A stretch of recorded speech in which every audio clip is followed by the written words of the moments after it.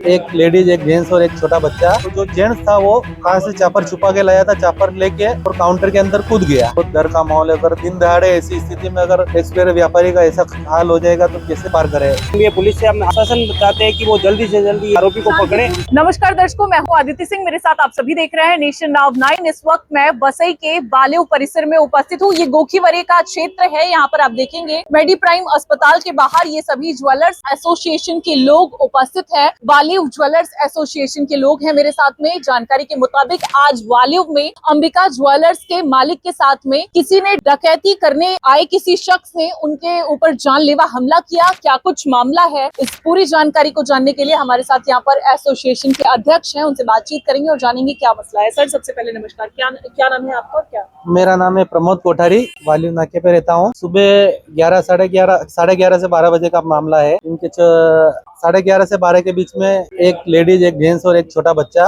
इनके यहाँ पे अंबिका ज्वेलर्स कालू सिंह जी के यहाँ पे कस्टमर बन के आए। तो इनको अंगूठी का एक ट्रे बताने को बोला, अंगूठी बताने को बोला, तो अंगूठी बता रहे थे उनको। तो बच्चे ने बोला इनको कि पानी का प्यास लगा है। तो ये पानी लेने को अंदर तिजोरी के पास में पानी का मटका था, उधर अंदर गए। तो जो जेंट्स था वो कहाँ से चापर छुपा के लाया था, चापर लेके और काउंटर के अंदर कूद गया।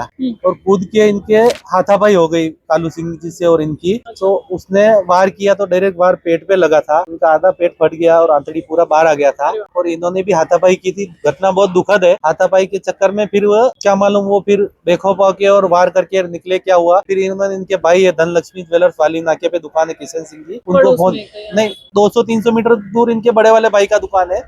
वो भाई को इन्होंने फोन किया कि तू जल्दी, हाँ जख्मी हालत में फोन मिला है कि भाई तू दुकान पर जल्दी आ जा, मैं मर रहा हूँ। तो ये भी हड़बड़ाहट में दौड़ के गए कि ऐसा क्या हो गया कि मेरा भाई मर रहा है। तो फिर जाने के बाद इन्होंने वो वहाँ का स्थिति देखा तो फिर एक रिक्शा भाड़े से किया और रिक्शा लेके फिर मेरे को भी इन्होंने फोन किया कि मैं प्लेटेनियम हॉस्पिटल में जा रहा हूँ, आप तुरंत आए। तो फिर ये प्लेटेनियम हॉस्पिटल लेके गए तो इनका क्रिटिकल कंडीशन देख के वो हॉस्पिटल वालों ने हाथ खड़ा कर दिया कि भाई हम लोग नहीं एडमिट कर सकते, आप कहाँ पे बड़े हॉस्पिटल लेके जाओ, डॉक्टर नहीं है। फिर वहां से तुरंत हम लोग गोखीवरे में मेडी प्राइम हॉस्पिटल है, तो मैंने पुलिस वाले को सूचना की और बोला हॉस्पिटल में भी बोल दे भाई स्थिति बहुत खराब है और इधर उधर नहीं भगाए और उनको एडमिट करे। तो जैसे ही गए तो स्ट्रेचर ला के रखा था और इनको तुरंत एडमिट किया।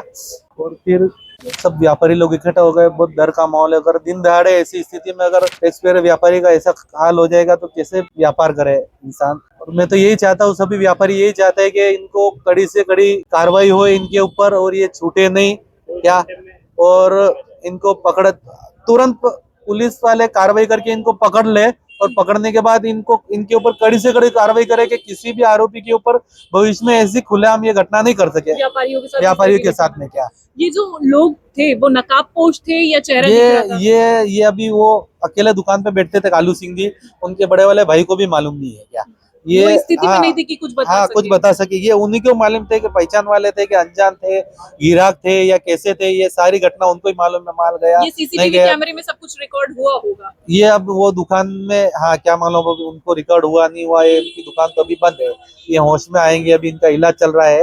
रिकॉर्ड तो हो ही रहेगा। सीसीटीवी ज्वेलरी की दुकान है तो सीसीटीवी नॉर्मल सब रखते ही है क्या। और अब आगे की कार्रवाई क्या होती है कि हम तो यही चाहते हैं अगर रिकॉर्ड हो और आरोपी दिखे तो इनके ऊपर जल्दी से जल्दी कानूनी कार्रवाई की जाए, शिकंजा कसा जाए और भविष्य में ऐसा कभी भी घटना नहीं हो भरी दोपहरी में। क्या तो आप देखेंगे ये है ज्वेलर समुदाय के लोग जिनके बीच में डर का माहौल फैला हुआ है, पसरा हुआ है। निश्चित ही दिन दहाड़े जिस तरीके से ये डकैती की वारदात को अंजाम दिया गया है, ये एक खौफनाक मंशा से जो लोग गए थे उनका क्या कुछ वहां से उन्होंने डकैती की है या किस तरीके से इस पूरी घटना को अंजाम दिया गया है, ये सब कुछ जांच का विषय है।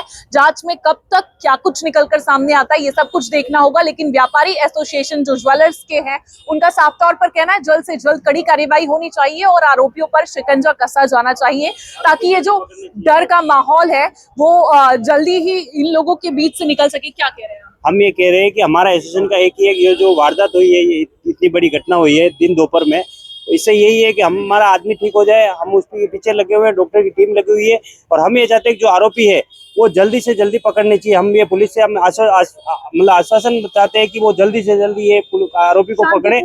हाँ निवेदन कर रहे हैं, नहीं तो हम फिर हमारा एसोसिएशन बहुत बड़ा है और हम इस पे मतलब बहुत आगे भी जा सकते हैं। इसके लिए चाहते हैं कि हम निवेदन कर रहे हैं कि आप ये जल्दी से जल्दी कार्रवाई करें और आरोपी को जल्दी से जल्दी पकड़े। हम ये चाहते हैं बस। आप देखेंगे इनका कहना है साफ तौर पर इनका एसोसिएशन काफी बड़ा है, इनमें एकजुटता है, इन्हें इकट्ठे होकर सड़क पर उतरने की आवश्यकता ना पड़े, इसलिए जल्दी से जल्दी उन आरोपियों पर शिकंजा कसा जाए। ये जो दिन दहाड़े डकैती की मंशा से लोग पहुंचे थे, ये अपने आप में एक बड़ा सवाल छोड़े जाती है। अब इस पर पुलिस किस तरीके से कार्रवाई करती है, क्या कुछ कब तक निकलकर सामने आता है, ये सब कुछ देखना होगा।